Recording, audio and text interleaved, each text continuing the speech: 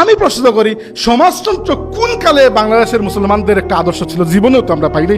আমাদের এই জাতির ইতিহাস তো কৃষক শ্রমিকদের ইতিহাস এবং ব্যবসায়ীদের ইতিহাস। ভারতীয় উপমহাদেশের মধ্যে সবচেয়ে সমৃদ্ধশালী এলাকা ছিল বাঙ্গাল এলাকা, যেখান থেকে মনসুর কিছুটা টাচ করেছেন, যেখান থেকে ইংরেজরা এত বেশি লুণ্ঠন করেছে।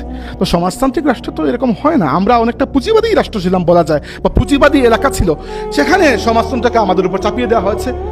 তো এই যে এই কথাগুলো, বাঙালি জাতীয়তাবাদ বলেন, সমাজতন্ত্র বলেন, ধর্মনিরপেক্ষতা বলেন, এগুলো বাংলাদেশের মুসলমানদের জন্য কখনোই কোনো আদর্শ ছিল না।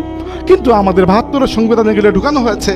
এবং আমাদের সবচেয়ে বড় যে ভুলটা হয়েছে, আমাদের মহান মুক্তিযুদ্ধকে আমরা শুধুমাত্র আওয়ামী লীগের হাতে ছেড়ে দিয়েছি। এটা তোমাদের সম্পত্তি। তো আওয়ামী লীগ আমাদেরকে মুক্তিযুদ্ধের কাহিনী যেভাবে শুনিয়েছে, আমরা সেভাবেই শুনেছি। কাহিনীটা খুব গুরুত্বপূর্ণ। ধরেন উদাহরণস্বরূপ আমি বললাম যে একটা ফ্যাক্ট, কলম্বাস আমেরিকা আবিষ্কার করেছে।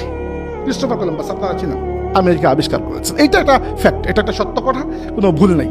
কিন্তু এই কথাকে কে কিভাবে বলে তার উপর নির্ভর করে যে সে কোন জায়গায় দাঁড়িয়ে আছে। উদাহরণস্বরূপ আপনি যদি ইউরোপিয়ানদেরকে জিজ্ঞেস করেন যে কলম্বাসের আমেরিকা আবিষ্কার সম্পর্কে তুমি কি বলো, তো তারা বলবে যে কলম্বাস একজন স্বপ্নবান নাবিক ছিলেন।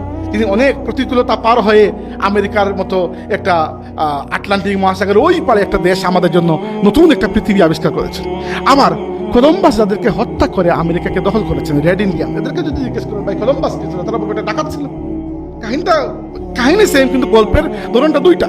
দেখেন, একটা জাতির মুক্তিযোদ্ধা আরেক জাতির টেরোরিস্ট, তাই না? আপনি ফিলিস্তিনের হামাসকে আমরা মুক্তিযোদ্ধা মনে করি, কিন্তু ইসরায়েল মনে করে টেরোরিস্ট।